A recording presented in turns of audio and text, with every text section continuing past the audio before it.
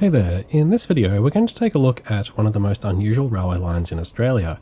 It's incredibly scenic, runs through some of the country's most expensive real estate, and is only used by empty trains. This is the Lavender Bay line.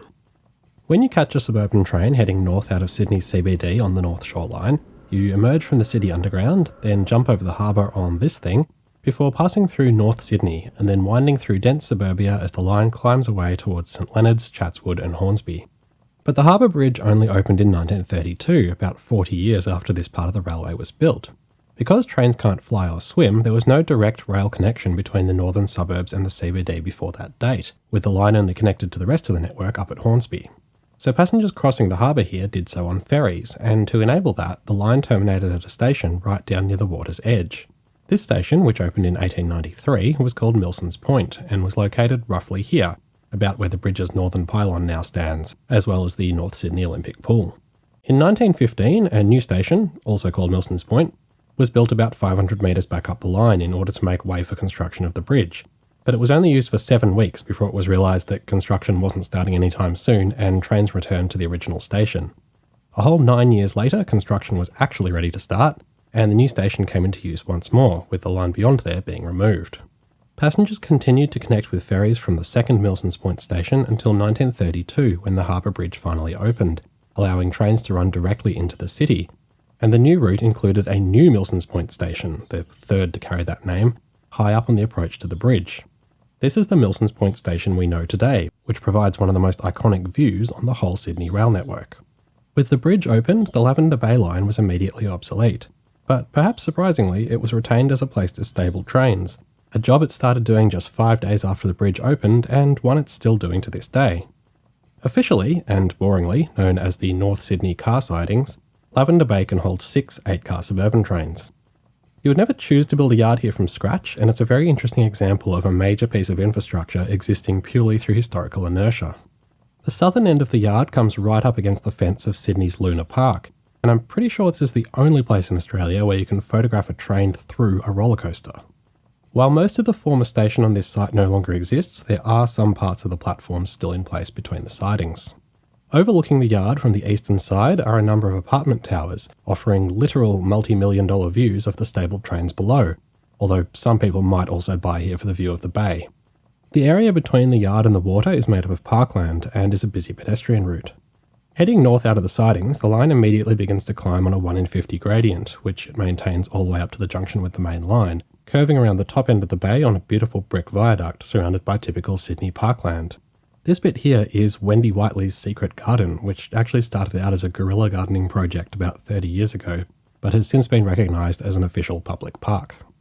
At the lower end of the viaduct, the 19th century bricklayers carefully built the structure over these existing rock formations, and this overhead wire gantry was similarly designed to perch neatly on the edge of this boulder, which is quite typical of early electrification infrastructure in Sydney. Within the curve of the viaduct alongside the water, there's a popular picnic spot, and nobody seems to notice the very unusual rail operation happening right in their midst. Normal people are weird. It's also a very popular area for wedding photographers. In fact, it can be difficult to photograph trains here without also ending up in somebody's wedding photos. The line was double track when originally built, but reduced to single track after the Harbour Bridge opened, and you can still clearly see where the second track once was along the whole alignment. The line was electrified in 1927, 5 years before the bridge opening, and some of the original double-track overhead wire gantries, like the one I pointed out before, are still in place. The line then enters a 310-metre curved tunnel, passing under the ridge of McMahon's Point. Exiting the tunnel, the line continues to climb through a heavily vegetated cutting, with some scenic grassy track, passes underneath Victoria Street, then emerges onto the hillside above Berries Bay, with a magnificent view across to Ball's Head, which is actually called that. Down in the bay is the current indefinite home of the South Steyne, a double-ended steam ferry once used on the Manly route. It was moored in Darling Harbour for many years and used as a restaurant, but is now stored here with an uncertain future. The line passes over John Street on a bridge that was obviously replaced at some point, as it's concrete and only wide enough for a single track. It then climbs further up through the wealthy residential suburbia, passing under a footbridge and into the suburb of Waverton. The last bridge on the line passes over Woolcott Street on a steel girder, which is also single track and was apparently recycled from another location near Dumbarton, down past Wollongong. Finally, the line comes up alongside the main North Shore line just before Waverton Station, having travelled about 1.8 kilometres from Lavender Bay. The junction with the main line is really unusual. Coming out of Lavender Bay, there's no way into the platforms at Waverton, so you can't actually head north from here. Instead, the line enters a siding known as the Waverton Shunting Neck, which is used to reverse direction before heading back towards the city. The neck is located in quite a strange spot, right behind the northbound platform with the track up at platform level. So when a train is sitting there, it looks like it's just been plonked on the platform. In the direction of the city, there are crossovers allowing trains to run between the shunting neck and any of the 4 platforms at North Sydney. So access to Lavender Bay sidings is quite restricted, and taking into account the low line speed and the fact that crews have to change ends in the Waverton neck, it's actually about a 15-minute process to get a train in or out of the yard. Apart from the time it takes, this isn't really an issue, as the trains have the line to themselves and flow in and out of the yard with the tide of the peaks. Trains stable at Lavender Bay overnight and in between peaks, coming in and out of passenger service at North Sydney. And this is really the main benefit of this yard, as it provides a place close to the city centre to stable trains. So they do their morning peak runs, come into the city from the west, drop off their commuters in the CBD, then it's a quick run out to North Sydney and down to Lavender Bay to stable, with the reverse happening in the afternoon. The line's scenic value, combined with the fact you can't normally travel on it as a passenger, has made Lavender Bay a popular destination for many special heritage trains and charters over the years, and you've probably noticed that some of the pictures I've been using show these operations. There's a high novelty value to riding a train down there, even though there's nowhere for passengers to actually leave the train. I've personally caught a train to Lavender Bay on 3 separate occasions, on preserved single-deck set F1, on an S set, and also on an intercity V set, which don't run here in normal service. So, as an enthusiast, I obviously love this line for its novelty and history, but is it really the best use of such valuable inner-city harbourside land? It pains me to say it, but possibly not, and there have been many proposals over the years to repurpose the alignment. Turning the yard area into housing would obviously be one option, keeping in mind the median price for a Milsons Point apartment is around $2.5 million, and closer to $5 million for a house. However, I don't think the current residents of these places would be very happy about anything being built between them and the bay. Another, probably better option would be to create more parkland, and the most persistent proposal in recent years has been to convert the whole line to a linear park, with supporters of that plan loving to name drop the High Line in New York as an example of what to expect. There was a big push for the Sydney High Line proposal by the Perrottet government at the last state election, which they thoroughly lost, so it didn't go anywhere.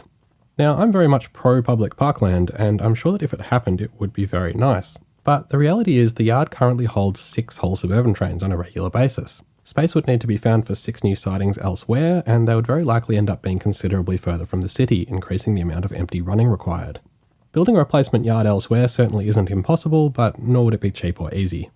The language used by supporters of the High Line proposal is very dismissive of the railway, describing it as old railway lines and at the end of their useful life. But age is kind of irrelevant here, and for the time being, Sydney Trains is still using this infrastructure on a daily basis. I'm also not sure that comparisons with the High Line are really that locally applicable. The High Line is in an extremely dense part of Manhattan, where more space for new parkland is both desperately needed and very hard to come by. North Sydney, on the other hand, already has quite a lot of parkland and natural space, and the streets are mostly pretty quiet and pedestrian friendly, so the addition of a new park here wouldn't be the radical change it was for New York. To be clear, if they did do it, I think it would make a great park, and I would absolutely go and visit it. But I think there's a tendency to view functional railway land as wasted space, in a way which rarely happens for road infrastructure. A notable exception being the Cahill Expressway at Circular Quay, which has its own High Line proposal. If it does become a park, I personally think it would be a great place to also have a heritage tramway, which could share the old double-track alignment with the park, and would be a great way to showcase Sydney's rich tramway history at a location near other tourist attractions in the heart of the city. Sydney does already have an excellent tram museum down in Loftus, with a beautiful line running on another former heavy rail alignment through the Royal National Park. But I think this would have a different appeal, and it would probably be sustainable to have both. However, at the current rate, it looks like Lavender Bay will continue to serve the purpose it has done for over 90 years for many more years to come. If you'd like to ride a train on the line, specials don't run on any kind of regular basis, but you can keep an eye on the Transport Heritage New South Wales website and their social media for upcoming opportunities. While you're there, you can also check for upcoming trips using historic single-deck electric set F1, which makes numerous outings on the network each year and is a really nice train to travel on. One of the cars making up F1 is this motorcar, C3426, which had the honour of leading the first official train over the Harbour Bridge on that day back in 1932.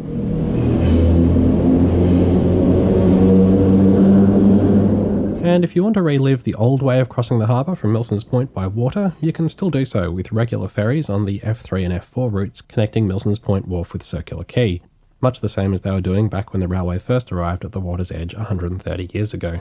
Stay tuned for some more Sydney content to come in addition to my usual Melbourne stuff, and thanks for watching.